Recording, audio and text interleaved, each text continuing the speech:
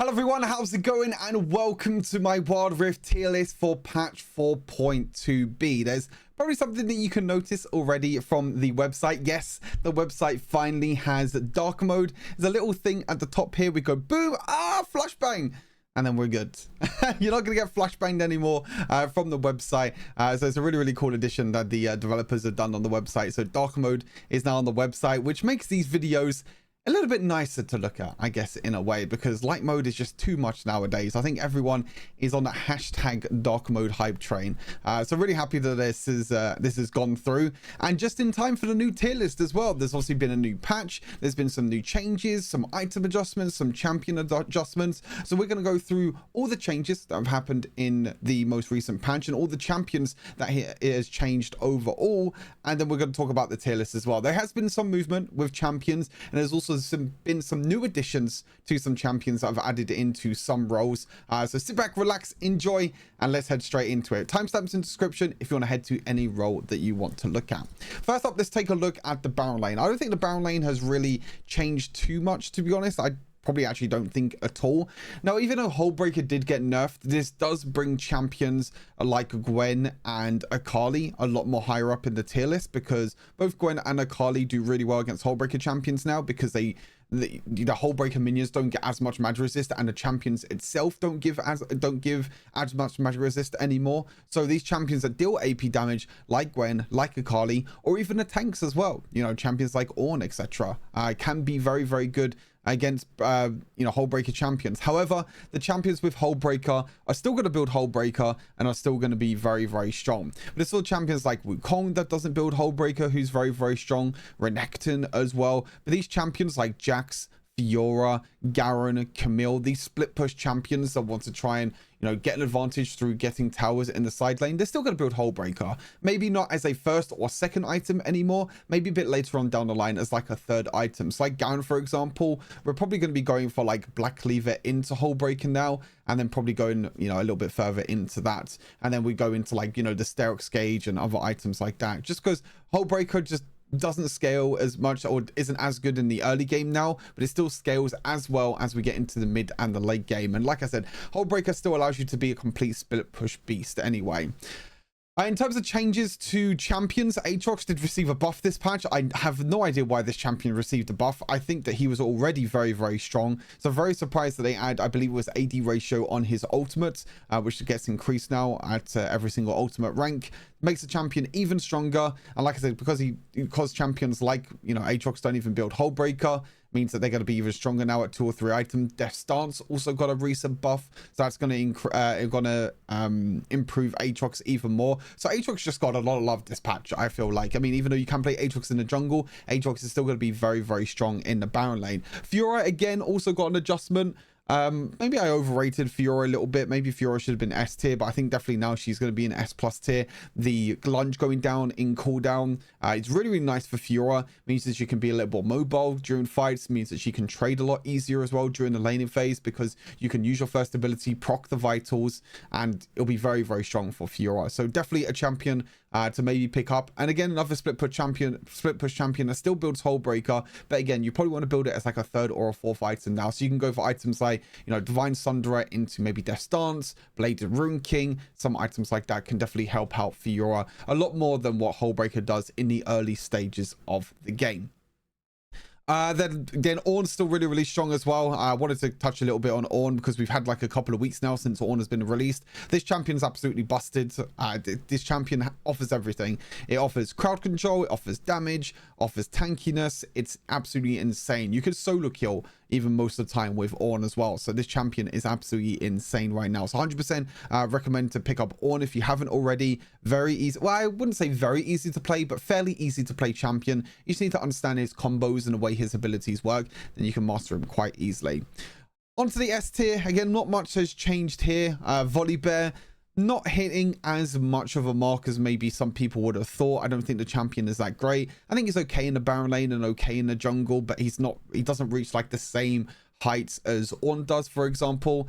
Can be kited very easily, can be a little bit squishy. He's pretty cool in jungle though, because you can use your ultimate, but that's pretty much it. In terms of other champions, Olaf did receive an adjustment down in A tier.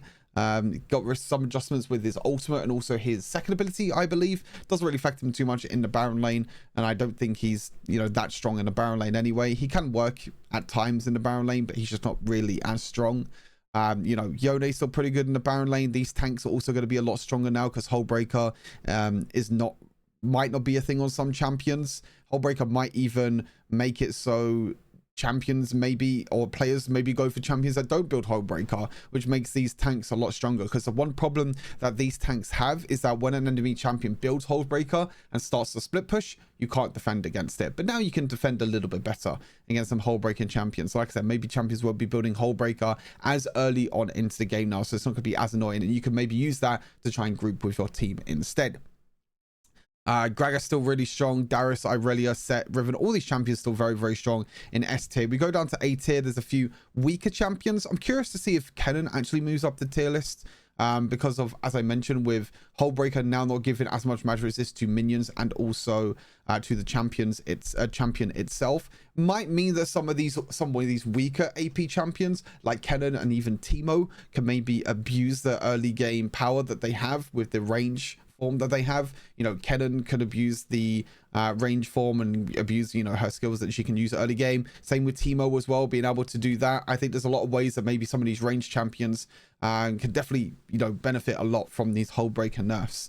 But for now, I'm leaving everything as it is. I don't think anything will change too much, to be honest with you. I'm just curious to see if, you know, any of these AP champions do move up the tier. But for now, these champions still stay as they are. They're still just not as strong, and they still don't bring as much to the table as champions, you know, in the S tier and the S plus tier. Obviously, Kael's still down in C tier as well, because the champion's pretty hard to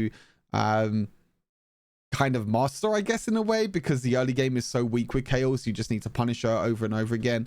But once you reach late game, she's very, very strong, so you do have to be careful every single time you're playing against Kael. Again, Nasus, Tryndamere, Singed, all these champions, not really too great at the moment. It's all, you know, kind of dominated by the S and the S plus tier at the moment, which some of these champions are quite hard to divide in terms of who deserves to be an S and who deserves to be an S plus. But still, either way, champions are still very, very strong. Onto jungle, nothing down in C tier, so I'll leave that for now. In terms of jungle, there's been a few changes here and there. The main thing about jungle is with Ghostblade and Serpent's Fang being buffed, I think the champions that build Ghostblade as the first item have now become even stronger. Champions like Aatrox, champions like Lee Sin, champions like Kha'Zix, even champions like Riven as well, which I've actually moved up into the S plus tier because of how much Riven can offer in the jungle, and also the Ghostblade buff. Riven is another champion that can abuse Ghostblade in the jungle. Ghostblade is just such a stronger item overall now.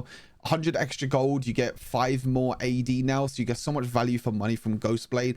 Gives you the momentum stacks, gives you the movement speed, gives you that little bit of attack speed as well when you proc the momentum stacks. It just works so well in a jungle with so many of these champions.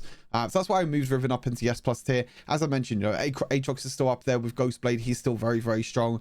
Lee Sin as well. Kha'Zix is probably going to be one of the best junglers because of Ghostblade being buffed and also Serpent's Fang being buffed. Wukong is still very good in the jungle. Olaf as well, even after some of his adjustments, he like kind of got buffed and nerfed at the same time. But I think with the adjustments, I still think Olaf is completely fine. Super annoying champion to deal with, and still can be very, very strong and just running people down, especially with his ultimate. Now the ultimate duration has been increased. It definitely does boost his power quite a bit. Diana, Evelyn still really got strong in these burst AP mages in the jungle. Same with Gragas as well. Yone, even after nerfs a couple of patches ago now, he's still finding his way in the jungle pretty well, and he's still finding a lot of success in the jungle. So I definitely want to keep him up into in the S plus tier. And like I said, Riven, I moved up from S up into S plus tier because of the changes that happened to Ghostblade, and just overall what Riven brings to the table is just a lot, you know. Very, very mobile, does a lot of damage, has crowd control, can gank very well. So many benefits you can get from playing Riven in the top lane. In terms of everything else, you know, Fiora down in S tier again, even though the lunge has been boosted, which actually helps her jungle clear quite a bit. She still stays in S tier. I don't think she's S plus tier worthy, to be honest with you. I think sticking down in the S tier is probably the best bet for Fiora. I probably think the highest that Fiora is going to go, to be honest with you. I don't think she's going to get any higher than S tier, because she's not the best at clearing through the jungle, but like I said, the buffs actually quite help her quite a bit. Obviously, Irelia, Vi, Zinjao, Morgana, Echo, all of these champions are still very, very good in the Baron lane.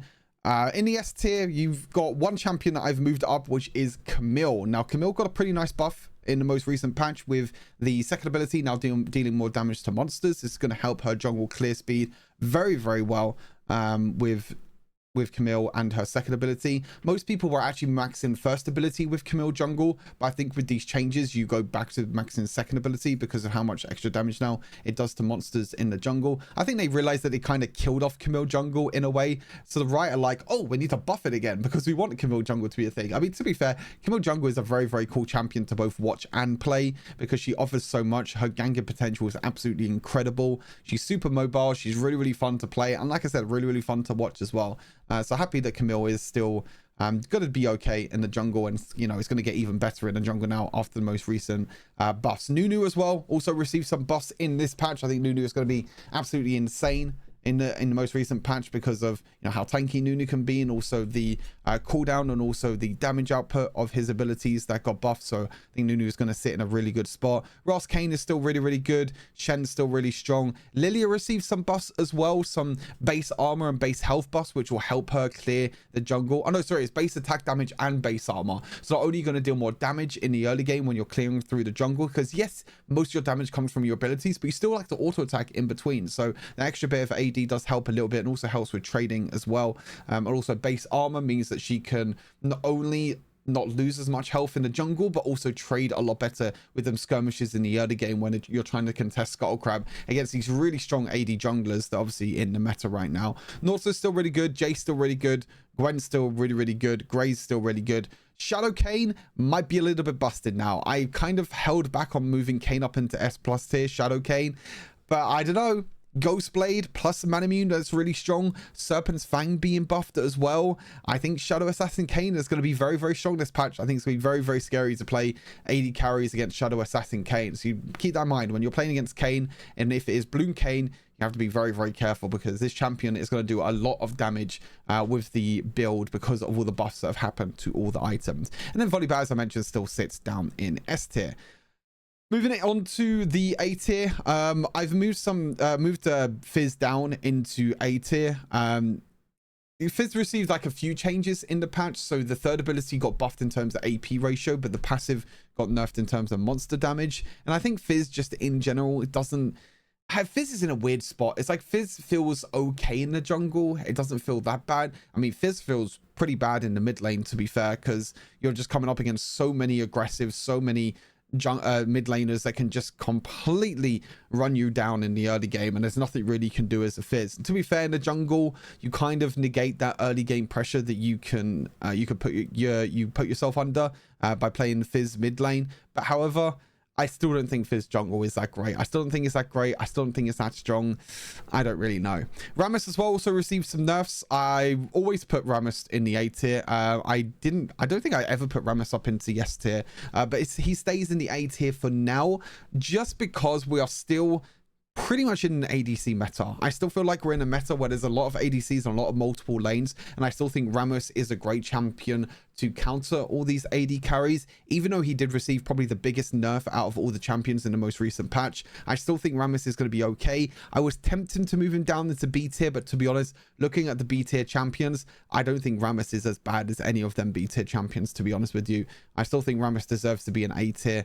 Probably nowhere near going to be contested now for S tier unless, you know, he receives some more changes. But yeah, even though Rammus got nerfed, still stays in the A tier for now. Pantheon, Dr. Mundo, Amumu, Darius, Rengar. Zed is actually going to be really, really good as well. Oh, I forgot I had Zed in jungle. Maybe Zed moves into S tier now, because Zed is going to be absolutely insane this patch with both the Serpent's Fang and Yomu's Ghostblade being buffed. Maybe I can move Zed up maybe into S tier. I'm not too sure because they did nerf Zed jungle quite a bit in terms of how much damage you can do with your abilities in the jungle. So maybe He's still not going to be as strong in the jungle, but when you see the mid lane in a second, you'll see that there's a bit of movement that's happening over there. Pyke jungle, quite unique. Same with Twitch as well. Both of these are quite unique. Jax doesn't work anymore. Warwick's not that great. Tryndamere not that good. And same with Master Yi as well. All these three champions here are just not that great.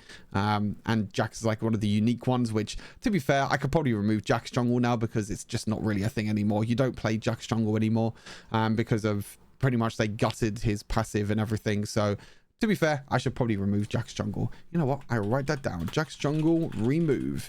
I mean, I might move Zed up. I'm not really too sure. I don't think I will, to be fair. I think I'll just remove Jax jungle because, like I said, it's not really a thing anymore, and it's not really a thing that anyone plays anymore. Anyway, moving to S plus tier. Speaking of Zed, I've moved Zed up into S plus tier. I think he's going to be one of the strongest champions in this patch in the mid lane. I think with Ghostblade and Serpent's Fang both being buffed, I think put Zed in an insane position to be an incredible carry in this current patch, especially because, you know, stasis is still super expensive to buy. You could definitely look to take your advantage with like 1 or 2 items. You could honestly just go for like Ghostblade into Serpent's Fang if you really want to, and benefit from both the Serpent's Fang buff and the Youmuu's Ghostblade buff. To be honest, I really don't know what they were thinking, to be honest. Like, buffing both Ghostblade and Serpent's Fang is very scary thing to do, like an extremely scary thing to do, because there's so many AD assassins. You know, I can think of Pyke as well, Zed, you know, so many AD assassins, or even just AD champions in general that love to build Ghostblade, that are just going to benefit so much from the buffs. So yeah, as I mentioned, Zed is going to move up into the S plus tier. Swain received a few nerfs. Nothing too crazy, I don't think. I still think Swain's in a pretty good spot in the S tier. I don't think he ever deserves to move down or even up a tier. I think he's steadily in the S tier for now. But in terms of S plus tier, you know, you still got Ori, Diana, Yone, Kassadin. You know, all these champions are still very strong. None of these champions really got changed that much in the most recent patch. So all these champions are still really good.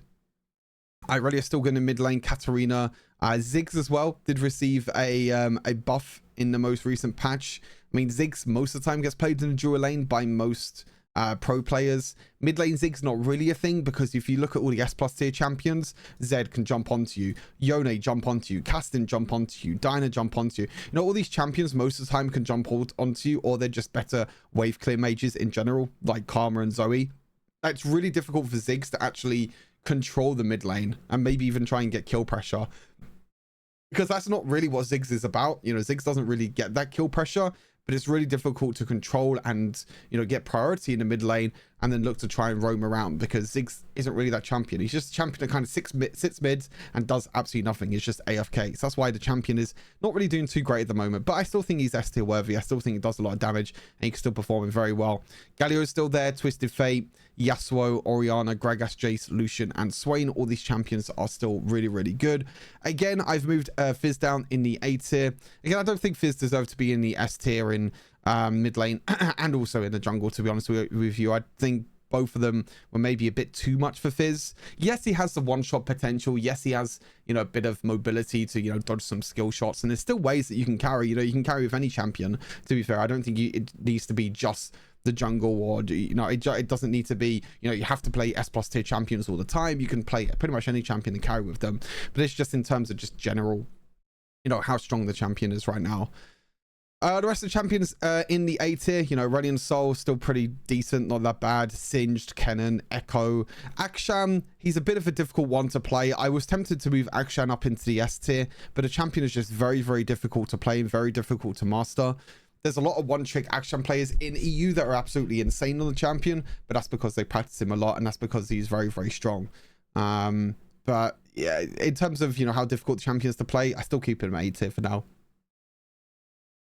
Pyke mid lane, kind of okay, not too bad. Veigar, Lux, and Fizz. And in the B tier, we have some of these, you know, weaker mages like Seraphine, Brand, Annie, and Morgana. And then we have Kayle down in the C tier.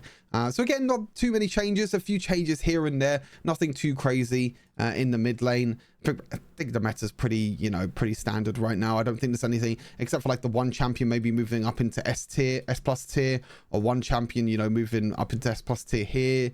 You know, nothing really happening here, just champions moving up and down ever so slightly. There's no like drastic changes at the moment, which is going to say like, oh, this is going to be like a main thing, you know, something with like the ADC meta, like when the items were, you know, introduced. I think with these smaller patches, there's not really that much movement. It's when these bigger patches come in, like 4.3, for example, when that comes out, that's going to be very, very exciting indeed. On to the dual lane. Has been some movement in the dual lane. One champion I have to talk about is my boy, my trusted Jhin. I think I've underrated Jhin quite a lot, to be honest with you. The thing is with Jhin is I have this expectation with Jhin. I played Jhin back in season 1 and season 2, and I have this expectation of how high this champion can reach, like the limits this champion can reach, and you know, the power this champion can reach. And I think that because this hasn't, you know, Jhin hasn't felt this good for such a long time, I've kind of just been like sitting back a little bit. I've just been like, you know, sometimes the champion works, sometimes the champion doesn't work. It's not as OP as what it was back in season 1 or season 2. But to be honest with you, the champion is really, really strong right now. I think there's so many different builds you can go with Jhin. You know, Ghostblade Jhin that I released yesterday. There's even Essence Reaver Jhin, which I'll probably do a video on very soon, which has been very, very popular in China. Collector Jhin as well. There's so many different builds that you can go with Jhin, and Jhin in general is just a very, very strong champion. Even after nerf a few patches ago, Jhin is still a great champion to play, and he's very, very strong. Can snowball very, very easily as well. There's a lot of great stuff that you can do with the Jhin. In terms of the rest of the S plus tier, nothing else has changed at all in the S plus tier. Tristana got some adjustments. Again, mainly the Tristana and Vayne adjustments were both down to their solo lane pressure. So Tristana mid, Vayne mid, Tristana top, and Vayne top. They were very, very strong. Not okay, sorry, I shouldn't say very, very strong, but they were having quite a lot of success in the solo lanes. So that's why they've nerfed the base HP down on both the champions, just so they're not going to be as strong in them solo lanes anymore. But hey, Tristana got like a huge massive buff to her first ability, and also a little bit of an adjustment to her second ability. So now Tristana gets 125% bonus attack speed at maximum rank with rapid shot, which is absolutely disgusting, by the way. I do have a Tristana gameplay coming out very, very soon, actually, with the adjustments and the changes to her as well, which would be very, very hype, very, very cool. So yeah, keep an eye out on that one. But yeah, Tristana very, very strong right now in the current meta with the insane attack speed that you can get. Kai'Sa is still very, very strong. Again, even after some of the nerfs, Kai'Sa is still very strong. Evolves abilities very easily. Still does a lot of damage. AP Kai'Sa and AD Kai'Sa are still very, very strong. To be honest, I should probably add Kai'Sa mid lane. Where would I put Kai'Sa mid lane? That's the question. I'll probably put Kai'Sa mid and like S, to be honest with you. I think Kai'Sa mid lane S tier is actually pretty damn good, to be honest. I think she's actually better than all these A tier champions. Yeah, I'd definitely put her in S tier. I'm looking at all these A tier champions. I'm like, yeah, Kai'Sa is better than every single one of them. So yeah, I'll probably put Kai'Sa in S tier, but I'll do that after this video. I'll add Kai'Sa in the mid lane and do the AP build as well, because at the moment we just have the AD build for Kai'Sa, but I'll add the AP build as well, so you can all have a look at that one. Corki, again, very, very strong at the moment. Manamune plus Trinity Force are two very, very strong items for Corki because of the Manamune changes. Very, very good, very, very strong champion. Can't go wrong with Corki. Super safe to play, a lot of damage. Same with Ezreal as well. Super safe to play, really, really strong. That's why they both deserve to be in the S plus tier. Moving on to S tier, even though Vayne did get a few nerfs, I still think Vayne is in a pretty strong spot because of how strong Phantom Dancer, Shield Bow is, Bloodthirster, all these items that work really well for Vayne. It gives her a lot of attack speed. I still think Vayne can scale and be an absolute beast in the mid and the late game. Xayah is still in a really, really good spot. She's still a very, very strong champion to play. Varus with Essence Reaver is very good at the moment. The problem with Varus is that he's not really as much of a carry as other AD carries, so a little bit difficult to play, to be honest with you. I don't know, just not that great, really. It's just not that great at all. It's a bit of a difficult one. Zeri's still pretty good. Caitlyn as well, still really good. Jinx, Samira, Lucian is okay. I mean, Lucian is like the only one I have a big question mark about, but I think Lucian is still better than all the A tier champions. So yeah, that's why Lucian is still in the S tier. Draven, I would say Draven received a nerf personally, even though it was an adjustment. He gets some more AD per level. He doesn't get as much AD in the early game. Now, if you know how Draven works and his playstyle, Draven loves early game pressure. Draven really wants to get that early game advantage, and the reason being is that you want to try and get your passive stacks. You want to try and get kills. You want to try and get as much gold as possible, because you're pretty much going to get outscaled by most AD carries because they're going to do a lot more damage than you. And also most of the time you have to position yourself in a really, really difficult spot. So that's why Draven is down in the A tier and still will stay in the A tier even after the adjustments that he received. Twitch as well, still down there. Ash is a weird one. I actually don't know how strong Ash is. I don't think Ash is that strong. I think they've pretty much gutted Ash, to be fair, because they nerfed her ultimate. They nerfed her like passive crit damage in general, but it's like, oh no, sorry, it's the passive slow of non-crit damage. So it's like crit. They're basically trying to buff crit Ash. Her second ability has like more AD ratio, so maybe you could do a little bit more damage with the second ability, but then the cooldown's been nerfed. So it's like, yeah, it's kind of weighing itself up as more of a nerf than anything, which is why Ash stays in the A tier. And Misfortune as well, not that great of a champion, can get isolated very, very easily, and just you don't really do that much damage. I mean, you do quite a bit of damage with Misfortune, but the champion is just so easy to just lock down and just one shot. Action's still in B tier because he works a lot better in mid lane than dual lane. He just doesn't really work out as well in the dual lane as he does, and obviously Senna down in C tier because this is farming Senna.